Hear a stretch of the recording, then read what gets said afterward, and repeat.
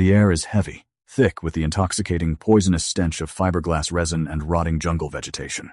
You are standing ankle-deep in the muddy banks of a nameless tributary, deep within the Colombian Choco region, under a canopy so dense it blocks out the sun. This is where your life in the shadow economy begins. You are not a kingpin. You are not a smuggler. You are a builder, the lowest rung in the most secretive, high-stakes maritime logistics network on the planet, the Cartel Narco-Submarine Division. At this first level, your existence is defined by manual labor and constant, suffocating fear. You work 12-hour shifts in makeshift shipyards hidden by mangrove trees and camouflage netting to evade the infrared cameras of military drones passing overhead. The heat is unbearable, hovering near 100 degrees with absolute humidity. You wear a cheap paper mask that does almost nothing to stop the microscopic shards of fiberglass from entering your lungs as you sand down the hull of a low-profile vessel, or LPV. It is essentially a coffin built for the sea. You and a crew of 20 other desperate men are constructing a 40-foot semi-submersible craft using commercial boat parts, plywood, and thick layers of resin. There are no blueprints, only the terrifying instructions of cartel engineers who oversee your work with automatic rifles slung over their shoulders. You earn what feels like a fortune compared to working in the local villages. But you know the brutal truth. If the military raids this camp, you will either be killed in the crossfire or thrown in a maximum security prison. If you make a mistake on the hull and it cracks under the pressure of the Pacific Ocean, millions of dollars of cargo will sink, and your employers will ensure you disappear into the swamp.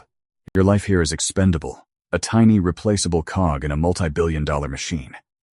But you survive. You learn the mechanics of the marine diesel engines. You understand the delicate balance of ballast tanks, and you prove yourself useful. Because of your mechanical intuition, the cartel pulls you out of the mud and offers you a promotion that is simultaneously a death sentence and a ticket to unimaginable wealth. You are no longer just building the submarines. You are going inside them. You become a motorista, the engine operator on a maiden voyage. As you crawl through the tiny top hatch into the belly of the vessel, the reality of what you have signed up for violently crashes over you. The interior is no wider than a small closet, stretching 40 feet long but packed floor to ceiling with perfectly wrapped brick-like packages. 3 tons of pure cocaine surround you, leaving just enough space for 3 men to sit shoulder to shoulder with their knees pulled to their chests. There is no bathroom. There is no kitchen. There is barely any light, save for the sickly green glow of a single LED bulb in the dials of the dashboard. As the heavy steel hatch is bolted shut from the outside, sealing you in, the claustrophobia is absolute. For the next 14 days, your world is a living nightmare. The vessel does not travel fully underwater. It skims just beneath the surface of the Pacific, leaving only a tiny exhaust pipe and an air intake valve exposed. The noise from the massive diesel engine, sitting less than 3 feet away from your head, is deafening. You wear industrial earplugs, but the vibration rattles your teeth and bones incessantly. The temperature inside the tube quickly rises to 120 degrees. The air you breathe is a toxic cocktail of diesel fumes, carbon monoxide, and the sweat of your terrified crewmates. Your job as the motorista is to keep that engine running at all costs. You monitor the fuel lines, constantly checking for leaks, knowing that a single spark could ignite the fumes and vaporize the vessel instantly.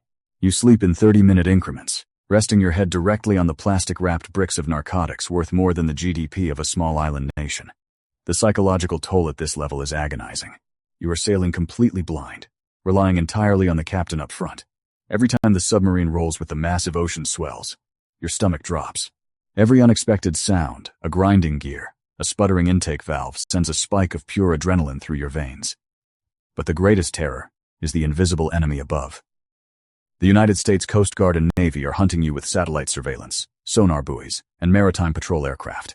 If the captain orders the engine cut, plunging the cabin into a terrifying dead silence, you know a patrol boat is near. You sit in the dark, suffocating in the heat, praying that the thermal shielding on the roof of the submarine is enough to hide your heat signature. If you are caught, the protocol is absolute. You must open the scuttling valves. The ocean will rush in, sinking the evidence to the bottom of the Mariana Trench, and you will be left treading water in the middle of the Pacific, waiting for men in tactical gear to pull you out and hand you a 30-year federal prison sentence. But the engine holds. The camouflage works.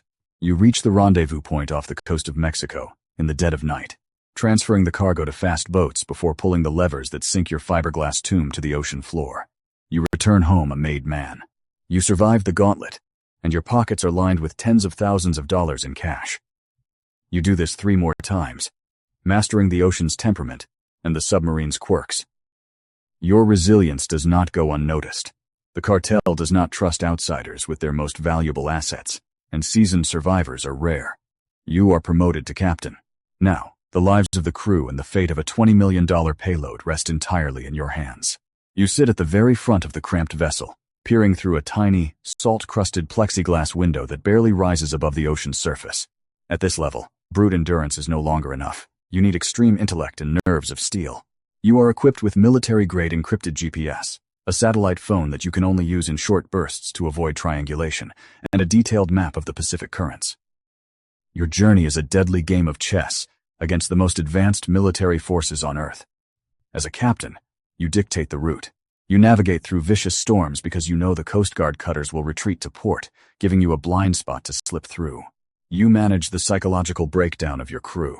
When the young, terrified motorista begins hyperventilating from carbon monoxide poisoning and panic, begging to open the hatch in the middle of the day, you are the one who must draw a rusted pistol and calmly tell him that if he touches the lock, you will shoot him. You carry the absolute authority of the cartel at sea. You learn to read the ocean, interpreting the color of the water, the behavior of the seabirds, and the invisible boundary lines of international maritime law. You know exactly when to drift silently with the currents to avoid acoustic detection, and when to push the twin engines to their absolute limit. The stress is isolating. A heavy cloak you wear even after you return to land. You wake up in cold sweats, phantom vibrations of the engine still humming in your chest, the smell of diesel permanently etched into your memory. But you are a master of the deep. You never lose a shipment. Because of your flawless track record, the higher-ups decide your brain is too valuable to risk at the bottom of the ocean. You are pulled out of the water completely. The salt and grime wash off, replaced by tailored suits and air-conditioned penthouses in Cali or Sinaloa. You have ascended to the rank of the logistician, the architect of the invisible fleet. You no longer touch fiberglass or smell diesel. Your tools are now encrypted laptops, burner phones, and briefcases of pristine $100 bills. You are the conductor of a massive, shadowy symphony. At this level, you manage the entire supply chain. You hire the naval architects, corrupt former military engineers who design the next generation of submarines. You source the dual-use technology required for the builds, Japanese commercial boat engines, Russian night vision optics, and sophisticated American sonar jamming equipment, moving them through a complex web of shell companies to avoid international sanctions. You bribe port authorities, maritime police, and local politicians to ensure the jungle shipyards remain invisible. The pressure here is entirely different. It is a quiet, paralyzing anxiety. You are playing a high-stakes geopolitical game. You track the movements of the U.S. Navy's Southern Command, adjusting the departure schedules of your fleet based on leaked patrol routes you purchased from a compromised military insider. You manage the finances, laundering the massive influx of cash through real estate, cryptocurrency, and legitimate shipping businesses. If a submarine goes down or a crew gets captured, it is your responsibility to execute damage control. You arrange for the families of the captured crew to be paid off or silenced, so no one talks to the DEA. You are insulated from the physical violence, but you orchestrate it with a single encrypted text message.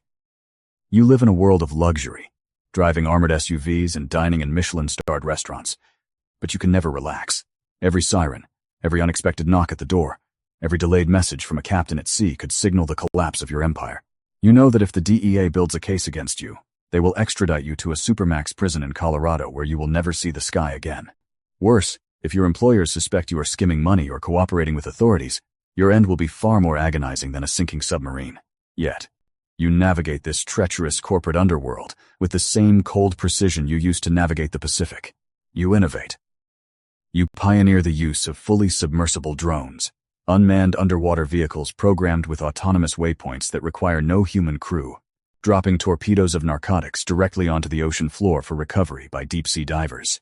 You revolutionize the cartel's logistics, multiplying their profit margins exponentially.